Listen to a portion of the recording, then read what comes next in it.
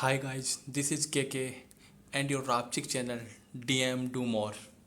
आज हम पढ़ने जा रहे हैं क्लास 10th का चैप्टर 6 विनिर्माण उद्योग, जिसकी सीरीज पहले से चलती आ रही है। पहले हमने इसके पार्ट 3, 2, 1 ये सभी पढ़े। आज उसी क्रम में पार्ट 4 को पढ़ेंगे। जैसा कि हमने पार्ट 3 में देखा कि जो विनिर्माण उद्योग थे और जो कि खनिज पदार्थों पर आधारित थे, उन सभी के बारे में हमने वहाँ पर बात की। तो ऐसे करके हमने जो कच्चे माल पे आधारित थे, एक कृषि पे और दूसरा था खनिजों पे आधारित, ऐसे जो भी मैन्युफैक्चरिंग इंडस्ट्री थी उनके बारे में हमने वहाँ पर पढ़ा और जाना। आज इसका पार्ट 4 है और ये पार्ट का अंतिम पार्ट है। और इसमें हम देखेंगे कि औद्योगिक प्रदूषण तथा पर्यावरणीय निम्नीकरण, ये सब जो भी मैन्युफैक्चरिंग इंडस्ट्री थी, इनको आप इस्टेब्लिशमेंट करने के बाद में इनके कुछ साइड इफ़ेक्ट्स हैं जो कि व्यक्ति के स्वास्थ्य पे और उसी साथ साथ पर्यावरण पे भी इनका क्या नकारात्मक प्रभाव पड़ते हैं, उनके बारे में पढ़ेंगे। So let's start. सबसे पहले देखिए, औद्योगिक प्रदूषण तथा पर्यावरणीय निम्नीकरण। इस पॉइंट की सहायता से देखते हैं। उद्योग मुख्यतः 4 प्रकार के प्रदूषण के लिए उत्तरदायी होते हैं।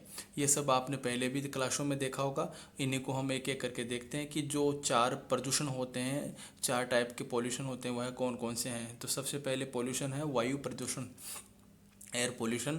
देखिए, अधिक अनुपात में अनचाही गैसों की उपस्थिति जैसे सल्फर डाइऑक्साइड, कार्बन मोनोऑक्साइड वायु प्रदूषण का मुख्य कारण है।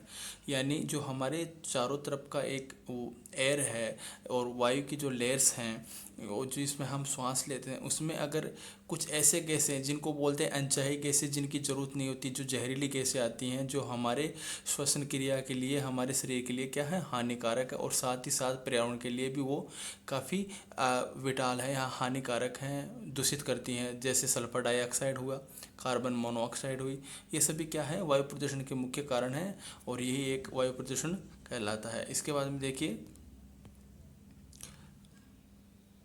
दूसरा है जल प्रदूषण। जल प्रदूषण हो गया अपना वाटर पॉल्यूशन की।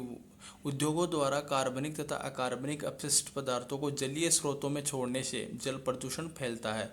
भारत के मुख्य अपशिष्ट पदार्थों में क्या है, फ्लाई ऐश, फास्फोजिप्सम तथा लोहा इस्पात की अशुद्धियाँ, जिसको आप बोलते हैं स्लैग, वह है।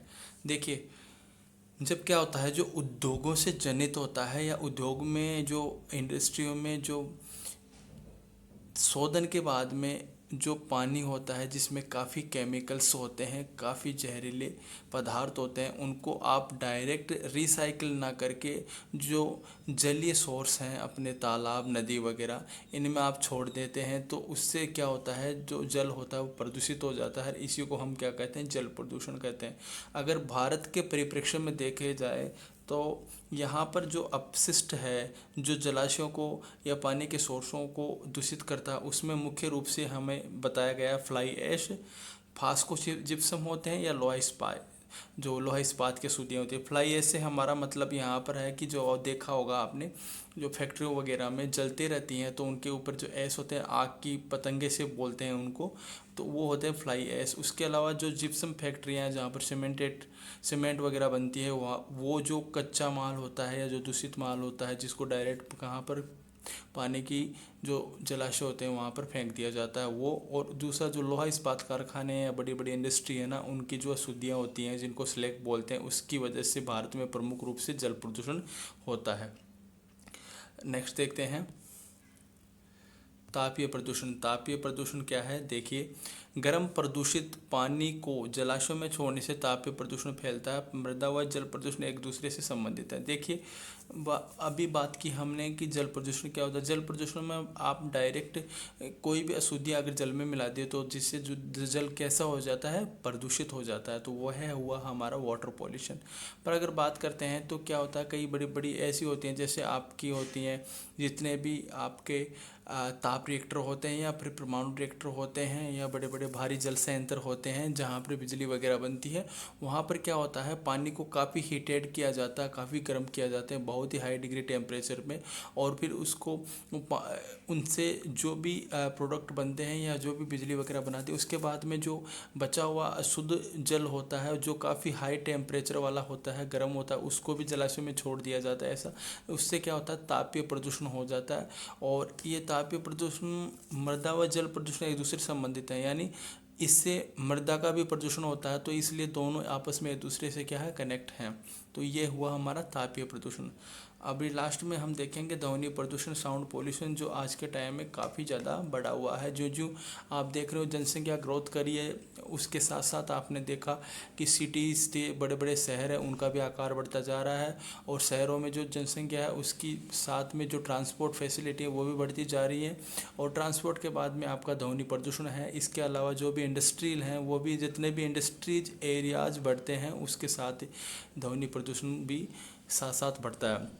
देखिए, अनचाही ध्वनि उत्तेजना तथा मानसिक चिंता ध्वनि प्रदूषण के मुख्य प्रभाव है। ये तो बात हो गई ध्वनि प्रदूषण, आप समझ सकते हैं। देखिए क्या होता है कि ऐसी ध्वनि जो आपको हेटेड करे, उत्तेजना करे, आपकी मानसिक चिंता करे, ये सभी क्या है ध्वनि प्रदूषण के कारण है।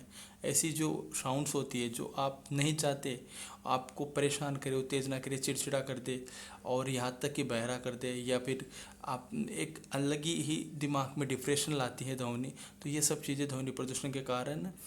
अभी देखिए एक पॉइंट है, भारत में राष्ट्रीय ताप विद्युत कॉरपोरेशन विद्युत प्रदान करने वाले मुख्य निगम है। इस पर्यावरण प्रबंधन तंत्र में EMS 1400 के लिए ISO सर्टिफाइड प्राप्त करता है। देखिए ये तो बात हमने पॉल्यूशन की कर दी, इसके साथ साथ एक इम्पोर्टेंट और फैक्ट है। देखिए भारत में क्या है, राष्ट्रीय ताप विद्युत कॉरपोरेशन, यह एक संगठन है भारत में, जिसको आप शॉर्ट में बोलते हो NTPC। क्या बोलते हैं हम? NTPC।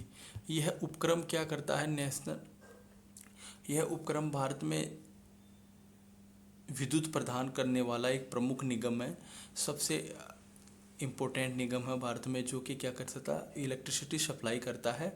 और इसके कार्य हेतु जो EMS है, एनवायरनमेंट मैनेजमेंट सिस्टम, जिसको हम बोलते हैं पर्यावरण प्रबंधन तंत्र, उसने इसको ISO सर्टिफाइड भी कर रखा है। यह एक इको फ्रेंडली कॉरपोरेशन है जो कि हमें इलेक्ट्रिसिटी फ्लो करता है या उसको हमें प्रदान करता है, और ऐसा करने वाला एक निगम है। तो हमने आज इतनी चीज़ें पढ़ी। अभी देखिए एक जो हमने अभी मुख्य जो पॉल्यूशन थे, एयर पॉल्यूशन, वाटर, सॉइल हो गया, नॉइज, इनके बारे में हमने देखा। उनकी जस्ट एक इमेज आपके सामने एक एग्जांपल के रूप में है, आप देख सकते हैं। देखिए एयर पोल्यूशन कैसे हो रहा, ये जो चिमनी वगैरह इनकी धुएँ हो रहा, इनसे एयर पोल्यूशन हो रहा। वाटर पोल्यूशन देखिए, ये जो नाले हैं जो इनसे निकल के जो आ रहा है, कौन सा दूषित पानी वगैरह जो जल में मिलेगा, जलाशय में मिलेगा, और उसे क्या कर देगा, पोल्यूटेट कर देगा। ये जो सॉइल डिग्रेडेशन है, यानी भूमि का निम्नीकरण है, और इसी से क्या होता है, तापीय प्रदूषण का भी यही एक कारण होता है। तो ये देख रहे हैं। और लास्ट में हमारा क्या था, नॉइज़ पोल्यूशन, जिसके बारे में हमने पढ़ा। तो आज का जो हमारा पार्ट था, ये इतना से पार्ट है, छोटा पार्ट है, जिसमें पोल्यूशन के बारे में हमने बात की। ये स्पेशली अगर बात करें तो सभी बच्चे जानते हैं पोल्यूशन क्या होता है, बट अगर देखा जाए तो एग्ज़ाम में डायरेक्ट 5 नंबर का क्वेश्चन आता है, और स्पेशली 10th क्लास के स्टैंडर्ड के बच्चों के बोर्ड के लिहाज से काफ़ी महत्वपूर्ण है। तो इसको आप थोड़ा ध्यान में रखिएगा। और आज की जो पार्ट है अपना, और ये चैप्टर भी आज ही फिनिश होता है। तो आज के लिए इतना ही, नेक्स्ट नए चैप्टर में देखेंगे। तो जय हिंद, जय भारत।